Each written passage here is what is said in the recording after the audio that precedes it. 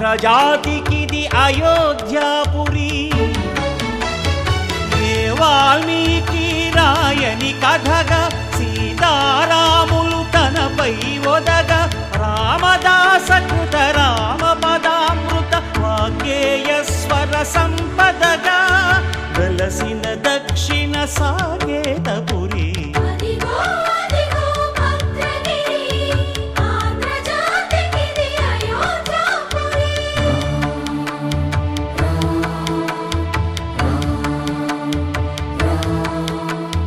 రామనామ జీవన నిర్నిద్రుడు పునర్దర్శనము కోరిన భద్రుడు. సీతారాముల దర్శనానికై ఘోర తపస్సును చేసినప్పుడు తపమును మెచ్చి ధరణికి వచ్చి దర్శనమిచ్చెను మహావిష్ణువు.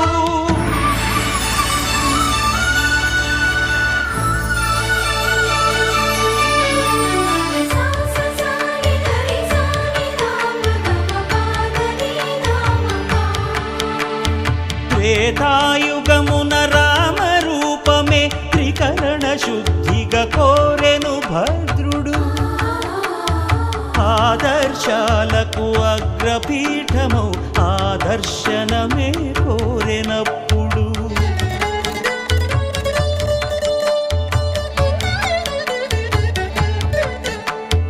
ధరణీపతియే ధరకు అల్లుడై శంఖ చక్రములు అటు ఇటు కాగా ధనుర్బాణములు తనువైపోగా సీతాలక్ష్మణ సహితుడై కొలువు తీరె కొండంత దేవుడు. శిలగా మళ్ళీ మలచి శిరమును నీవే నిలచి భద్రగిరిగనను పిలిచే భాగ్యము నిమ్మని కోరె భద్రుడు.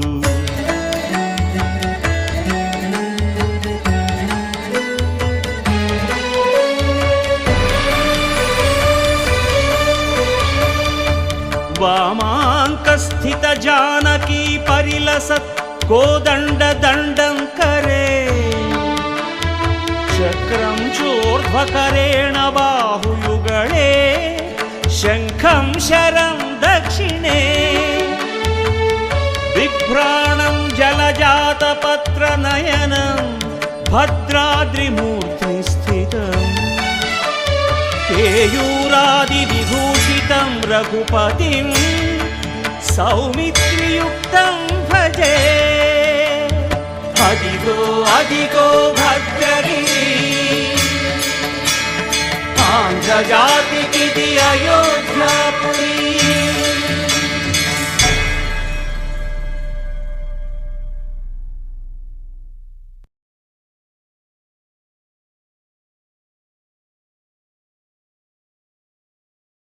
దాశరథి కరుణాపయోనిధి నువ్వే దిక్కని నమ్మడమా నీ ఆలయమును నిర్మించడమా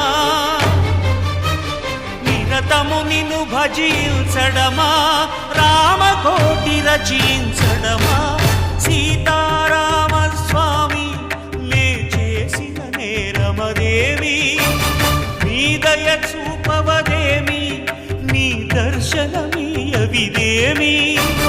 దాశరథి కరుణాపయోనిధి.